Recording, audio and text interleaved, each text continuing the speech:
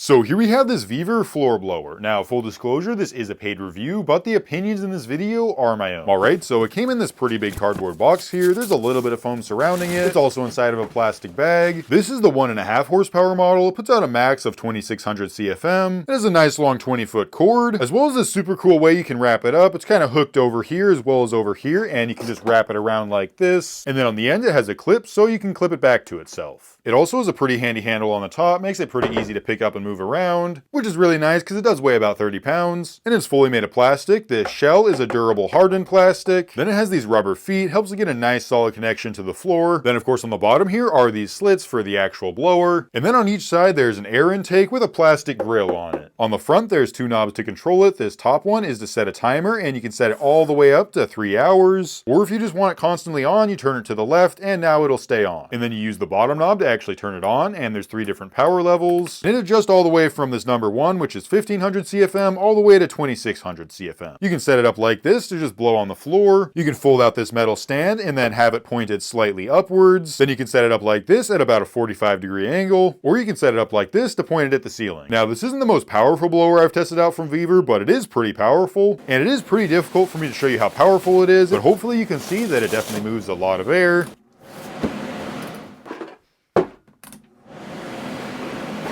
So yeah, it definitely feels like a pretty powerful fan. And yeah, overall, I like the cord and how it can be wrapped up. It's also nice and long. The blower is plenty sturdy. It has a nice solid shell. The handle's nice as well. It's pretty easy to control, and it's pretty powerful.